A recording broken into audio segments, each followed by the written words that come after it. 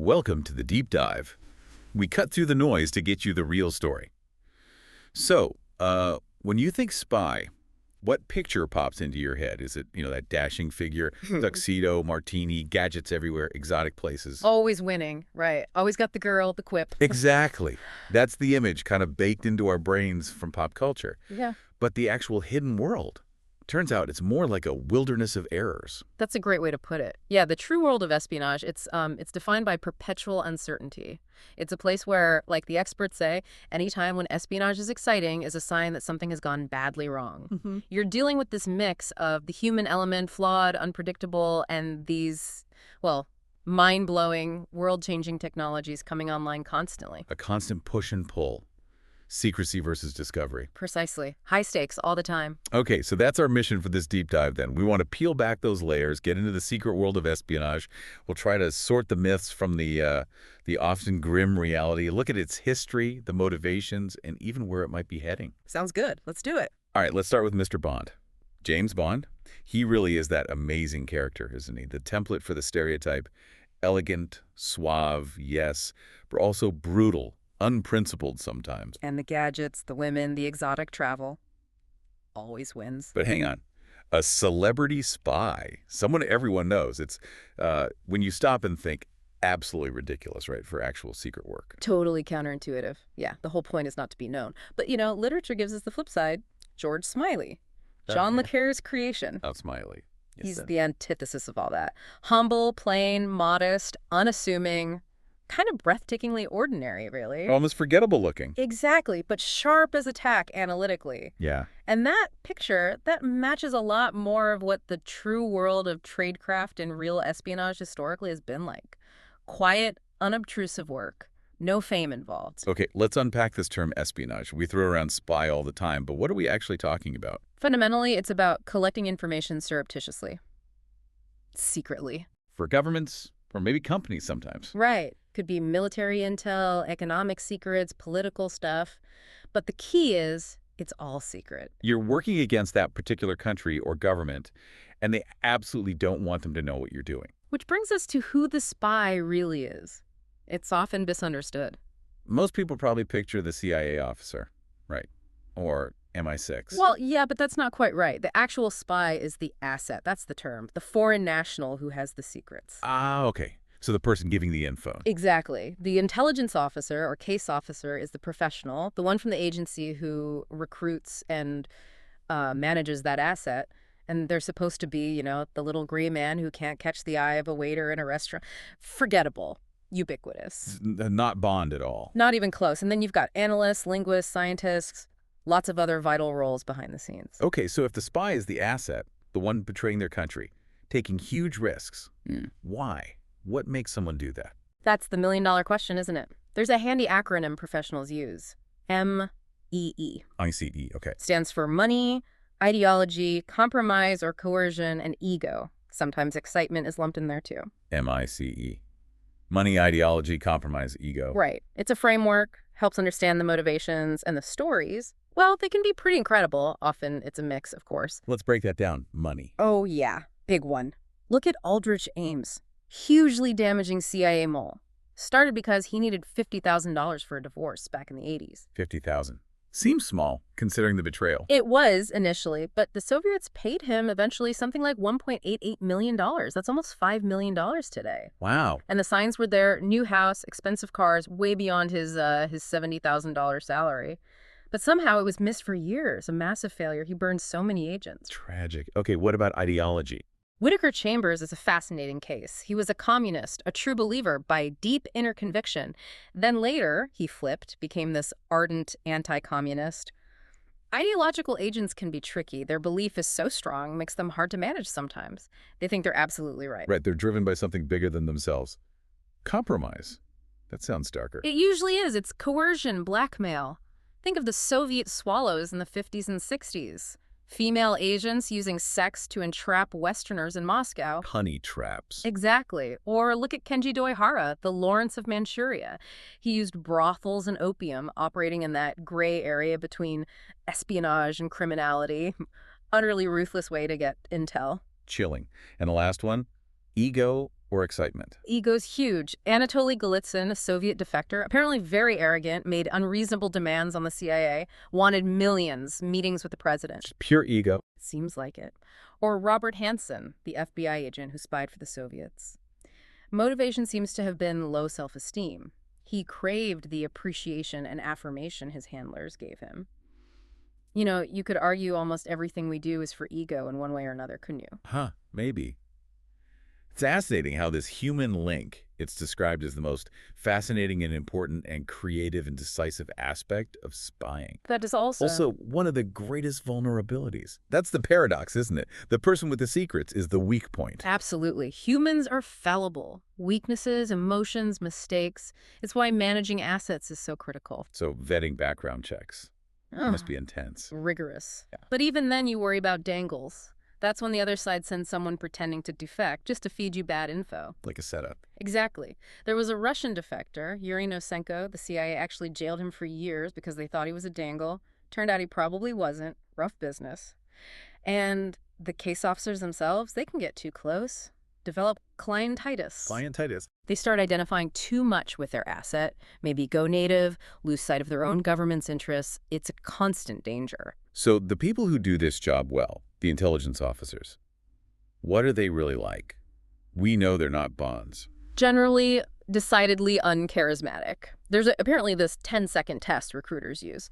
Can tell the difference between an outgoing people person for case officer work versus a more introverted, desk-bound analyst type. Interesting. So what qualities are they looking for? Things like vast patience and calm, rationality, the ability to wait for long periods, punctuality, meticulous preparation, secrecy, obviously, subterfuge. The boring virtues, almost. Pretty much. Remember, any time when espionage is exciting is a sign that something has gone badly wrong. It's supposed to be quiet, methodical. And this whole process, finding and running agents, it's a cycle. Yeah, the espionage cycle. Spotting potential assets, assessing them, recruiting, which is super risky, then training, handling, managing the intel flow, and eventually terminating the relationship. Maybe they outlive their usefulness. Maybe they get caught. It's a constant churn, always looking for the next source. Okay, so we've seen the human side, the motivations, the reality versus the myth, but what about the bigger picture? How has spying actually, shaped history? Oh, profoundly. It's not new. Go back to the 16th century. Sir Francis Walsingham, Queen Elizabeth I's spy master, he practically invented the role for the modern era. Walsingham, right, the Babington plot. Exactly. He let Mary, Queen of Scots, think she had a secret channel for her letters plotting against Elizabeth. But Walsingham controlled that channel completely, intercepted everything. The plotters were so cocky they even posed for a group portrait. That evidence got Mary executed. Incredible control. Walsingham believed intelligence was so dear, knowledge was so dear that it was worth any price at all. And he lived by that. Okay, jump forward. 19th century, the Great Game. Yeah, basically a 19th century Cold War. Britain versus Russia, fighting for influence over Central Asia, especially Afghanistan. Not ideology then, just pure power politics. Pretty much. Britain worried about India, Russia wanted access to warm water ports. Classic power realities. And this is where Kipling's Kim comes in. Right. Kipling really romanticized it. His hero, Kim, this orphan boy fluent in local languages, becomes an amazing human asset for the British. The book describes agents disguised as Muslim or Buddhist holy men, hiding maps or compasses in their prayer wheels, using rosaries to mark off the distance they walked. Clever stuff. Yeah, it fostered this romantic idea of espionage as a kind of game played between gentlemen, even though people were definitely dying. Speaking of romance, Yeah. Mata Hari, the ultimate femme fatale spy. Or is that another myth? Largely myth. Her real story is pretty tragic, probably coerced into being a double agent, caught in the middle. The French needed a scapegoat for military failures in World War I, so they executed her. She became a legend, but likely wasn't a very effective spy at all. So the femme fatale trope isn't the whole story for women in spying. Not even close. Many incredibly effective female spies did not use their sexuality to seduce the enemy, but they often used their perceived femininity as cover. People underestimated them. Like who? Give us some examples. Okay, American Civil War. Mary Elizabeth Bowser, a black maid in Jefferson Davis's Confederate White House. Everyone assumed she was illiterate. She wasn't. She read his dispatches, passed secrets to the Union. Wow, right under his nose. Harriet Tubman, too. Yeah. Escaped slavery herself, then became a Union spy, even led military raids. Kate Warren, a Pinkerton agent, detected an assassination plot against Lincoln, smuggled him into D.C. in disguise. Basically, America's first Secret Service agent. Amazing. World War II. Oh, tons. Elizabeth Schragmiller, a German academic, ran a spy school, mostly for men. Virginia Hall, an American with the OSS in occupied France, disguised herself as a milkmaid or an old woman, caused havoc for the Germans, captured hundreds. Dede de Jong, a young Belgian woman, set up the Comet Line, biggest escape network in Western Europe, saved hundreds of Allied pilots. Even when caught, the Germans refused to believe this young woman could be the leader, which probably saved her life. They just couldn't picture it. Exactly.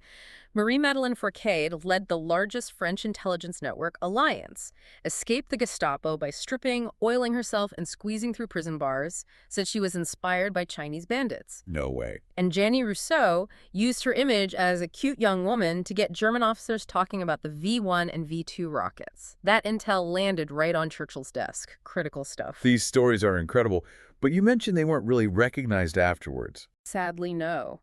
De Gaulle's post-war Order of Liberation, over 1,000 members, only 6 women. It's a huge loss. Like someone said, the greatest spies probably are the ones that you've never heard of. We need those stories to get the accurate picture of history. You can't just ignore half of the human race. Precisely. Okay, let's move into the Cold War. Feels like a replay of the Anglo-Russian Great Game, but maybe even more intense. Definitely more intense. Ideology layered on top of power politics and the paranoia.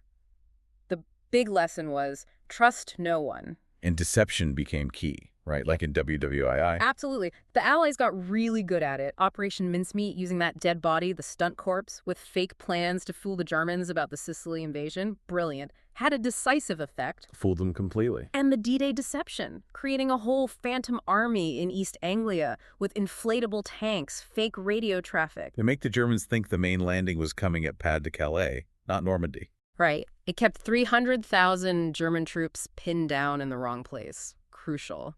And the British had already scooped up all of the Nazi agents in the UK so they could control the flow of disinformation. Incredible planning. But the Soviets were masters of deception too, weren't they? Operation Trust back in the 20s. Ah, yes. The Trust. A really deep, long game. They set up this fake anti-Bolshevik organization inside Russia to lure in and neutralize real opposition, especially among emigres abroad. And this connects to Sidney Riley, the supposed ace of spies. This is where it gets mind-bending. Riley, the guy who built this legend as the ultimate anti-communist adventurer, nearly toppling Lenin. Well, new research strongly suggests he was one of the primary operatives of the Trust. What? A Soviet agent all along? Since 1918, apparently. A dedicated Soviet agent. His dramatic capture and execution in 25, likely staged. All part of making the Trust seem real and effective. It's deception on an epic scale. Wow. That changes everything about his story. Okay, fast forward again. The ultimate Cold War nightmare, the mole inside your own agency, the Cambridge Five. Right. And the most fascinating, maybe the most damaging, was Kim Philby, arch traitor of modern history. Recruited at Cambridge. Yeah, as an undergrad in the 30s, believed passionately in communism, rose right up through MI6, British intelligence, became their liaison to the CIA and FBI in Washington. Unbelievable accent. Untold damage. Passed secrets to Moscow for decades, operations collapsed, agents executed, especially those trying to roll back communism in Eastern Europe. Total disaster. What drove him? Ideology? Ego? A mix, seems like. He was an unwavering communist, but also had this profound ego, probably loved fooling everyone. He defected in '63, lived out his life in Moscow, got medals, but apparently it was a squalid and bitter end, especially as the Soviet system started to crumble. And the irony, James Angleton, the CIA's chief mole hunter. The ultimate irony, Angleton, this poet who becomes a spy, obsessed with finding Soviet penetration, had a 20-year friendship with Philby himself. They lunched together. Regularly. Yeah, boozy lunches in D.C. And Angleton, the master counterintelligence guy, couldn't see the mole sitting right across the table. That must have destroyed him when Philby defected. It did. Plunged him into this wilderness of mirrors. He spent years on this obsessive quest, became paranoid, accused dozens of loyal CIA officers, ruining careers, total self-destruction. A tragic figure in his own right. Absolutely. His methods were corrosive. But interestingly, the record suggests there doesn't appear to have been major Soviet penetration of the agency while he was running counterintelligence. So maybe that dark, sinister personality was, in a strange way, necessary for that job back then. Complex legacy. Okay, let's bring it to the present. Post-Cold War, 9/11. What lessons were learned, or maybe not learned? Well, the failure to predict 9/11 really exposed some deep systemic problems. Things like stovepiping agencies not sharing information effectively. Information stuck in silos. Exactly. And also the tendency for politicians to cherry-pick intelligence that fits their narrative, or just ignore warnings if they're focused elsewhere. Human factors again. And now, the big shift is digital, right? Cyber. Oh, absolutely. That's the new frontier. Cyber warfare, cyber intelligence. Think about Stuxnet back in 2010. The computer worm that hit Iran's nuclear program. Made their uranium centrifuges basically self-destruct. That was a new generation of cyber weapon, almost certainly state-sponsored. And the money pouring into this. Billions. Even back in 2010, the U.S. was reportedly spending $80 billion a year on cyber espionage.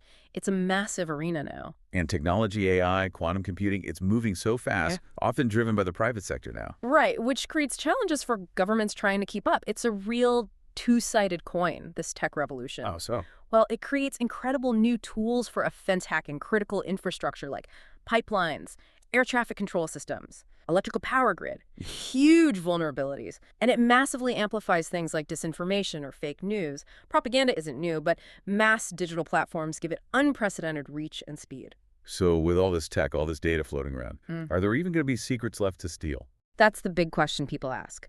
But I firmly believe there'll always be secrets. Intentions, plans, capabilities, things nations want to hide. And here's the thing. Even with the most advanced tech, the human element comes back into play. How do you mean? A single, treacherous, disloyal agent, someone on the inside, leaks one password, one codebook, and all that expensive technical sophistication no longer matters. The human is still the weakest link, or the strongest key. Exactly. Human intelligence, it's still indispensable. Why? Because AI will never have real intuition. It won't have that crucial gut feeling a good case officer or analyst develops. Can't replicate experience and instinct. Not yet, anyway. So until we all turn into robots, human will abide. The human factor remains central. Wow. We've covered a lot of ground. From Walsingham's plots in The Great Game, through Cold War betrayals like Philby, right up to cyber threats and AI. It really is a complex, hidden world. And constantly evolving. The fundamental challenge, especially for democracies, remains. How do you balance national security needs with protecting individual liberty? That tension. Yeah.